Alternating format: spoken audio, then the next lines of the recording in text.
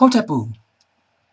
Today let's discuss how we train shamans in the secrets of Egyptian shamanism.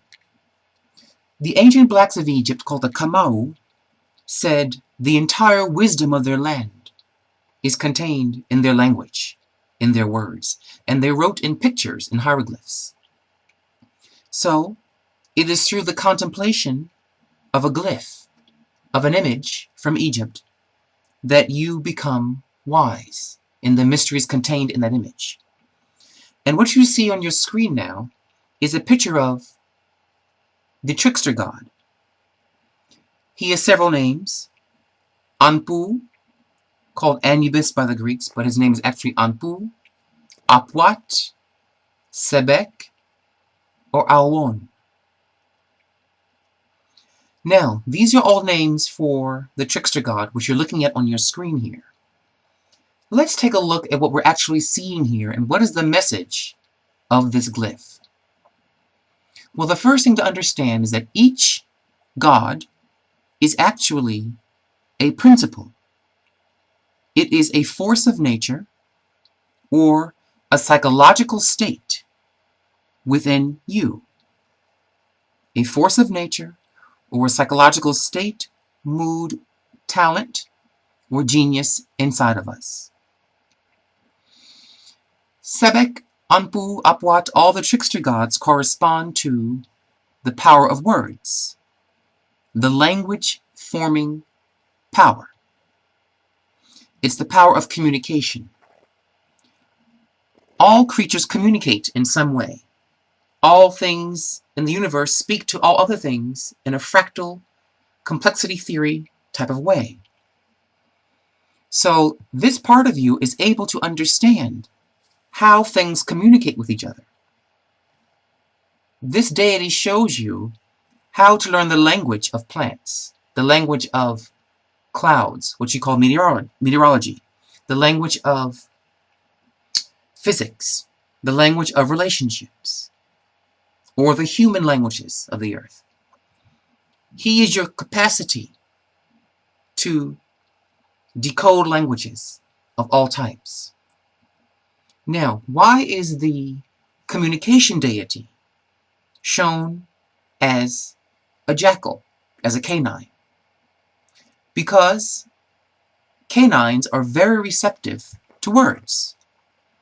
We can teach them commands: sit, roll over, fetch. And so we realized that words can be taught to these animals, and they know how to react. Therefore, they can be programmed. Through repeating a certain word or command, the dog was programmed to behave in a certain way. Similarly, through words repeated over and over and over in your life, I am wonderful, I am successful, or I am nobody, or life is not fun, or gays should not be able to marry. These words, when repeated, program the subconscious mind until we obey the command. You see the tall ears of Sebek because he's very receptive to words. So by studying the ear power, it's challenged you to think about, what are you listening to? What are the words, the concepts, the beliefs that you're letting get into your head through your ears? Now, when an animal is actually hearing something, it rotates its ear. It moves the ear like an antenna to zoom in on the sound. This function of ears, humans, we don't do that. We don't tend to move our ears to hear something. We may turn our head or turn our bodies to face the speaker or the sound source, but animals actually rotate to a certain degree their ears to pick up sounds. This part of the ear is a message to you through symbology that you should learn to focus when people are talking to you. Very often people say one thing and mean something else. And when the shaman studies the ear of Sebek, or Anpu, here, he's trained through meditation to become very quiet. If you watch an animal when they're trying to listen to something, a sound, they become very still, very focused, and then their ear moves to the source of the sound, like radar honing in. Do you listen? Really listen to what people are saying to you? Can you hear where that sentence they're saying really comes from? Can you really hear when straights say to us, you have no right to marry or to really exist? Can you really hear what they're really saying? Can you hear between the lines? Can you hear their own ignorance, their own insecurities, their own neuroses being projected on us psychologically? This is the power of the jackal. Careful depth listening. Sometimes people insult you. They'll say mean things to you and say, oh, I'm only joking. But something in you says, but I sense you meant what you said, that the insult you just threw at me, you meant it. You see, you're hearing beyond the words. So although this is the deity of speech and words, when he's really trained in you, when you're shamanically tuned to him through his chants and his rituals, you learn to hear through the BS, to hear what people are really saying to you, and to listen between the lines.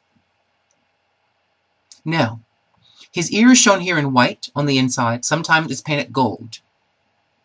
When that's done, it refers to learning to listen for the good in a situation, the lesson.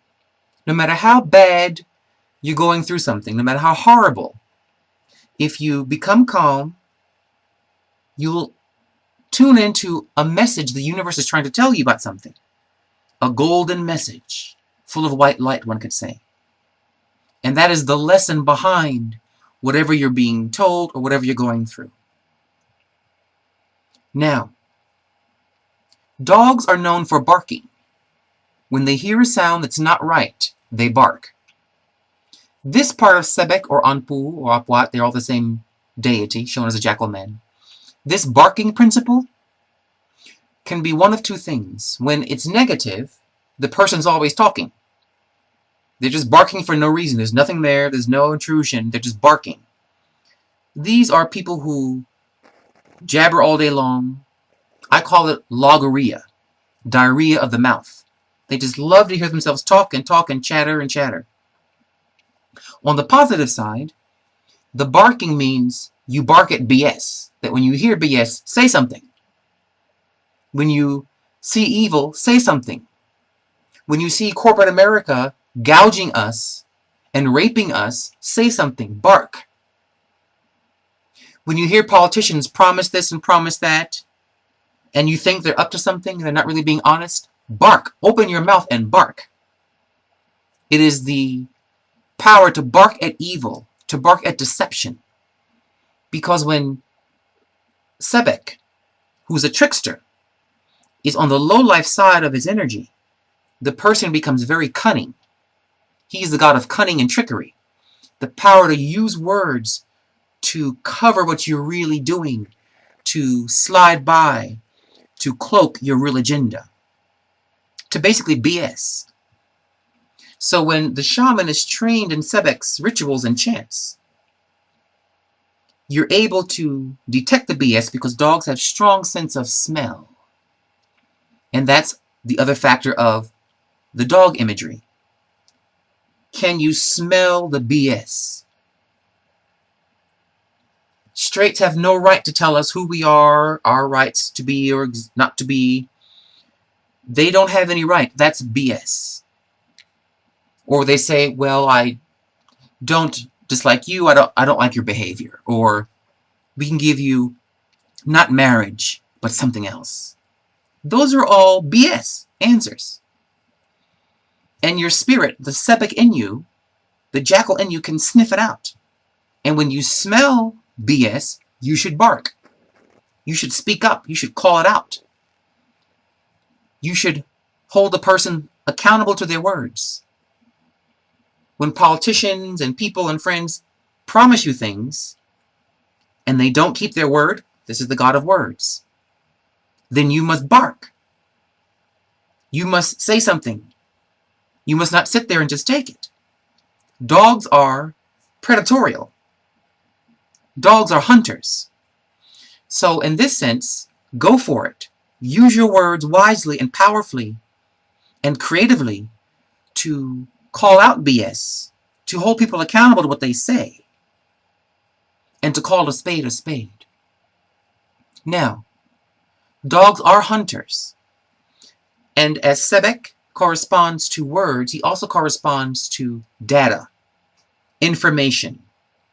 Not wisdom, but information. 2 + 2 is 4, the sky is blue. Information. He's like newspapers and newscasts, encyclopedias. These are all things that he owns. So he is a hunting dog in the sense that we crave information. We have to hunt out knowledge. If you want to know something, hunt it out. Ask questions. Open your mouth and bark. Do some research. Dogs like to dig. So dig into books. Dig into history. Dig into people's stories and hear what they have to say. Dig into your teacher's brains and see what they're trying to tell you. He's very inquisitive. So, as the dog, you have to learn. Knowledge is something you should pursue. It won't fall in your lap out of the sky. You have to do work. If you want to learn about the science of relationships, then you need to work at that. If you want to learn about the science of astral projection, then you have to study that and hunt it down and pursue it. Now, as the jackal, jackals in particular, canine species, were known for being scavengers. This has many layers of meaning. One of them is that people who are really what I call acadamented. I went to Columbia University and Princeton universities. I'm rather trained in the Western world's school systems.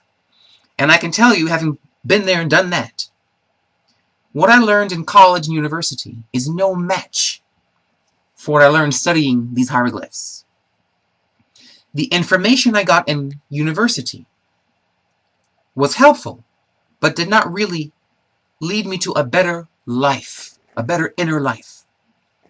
It led me to more and more layers of data, information. When I began to study Egypt and the glyphs, I received not information, but revelations, epiphanies, insights, aha moments. So, the problem with Sebek is you can sometimes get overwhelmed in a bunch of words, a bunch of data, a bunch of information bits, like the internet, without having any kind of meaning or connection to them. So, the dog, the jackal part, the scavenger part is someone that tends to just scavenge information. They steal information. They steal your intellectual property. They can't make up their own ideas, so they pilfer the ideas of others. The way the Greeks came into Egypt and just took their information, didn't create all this science, but they stole it from Africa. How people steal your ideas, steal your concepts. And it's very important that you understand this is the trickster. In the next video, I'll discuss a bit more about Sebek, but understand that the jackal was the god who went to the dead. They would get bones from the cemeteries. And so Sebek was also a deity that led you towards your ancestors, the knowledge buried in the bones of your ancestors' cemeteries. So you see, by learning about this one symbol, and I can go on and on with this one symbol, you're getting an immense amount of information in one fell swoop. And this is how we train the shamans to contain vast amounts of wisdom in an instant. Long live the return of the shamans of the Golden Beetle. Long live the gay men of the world. Long live the gatekeepers. Hotepu.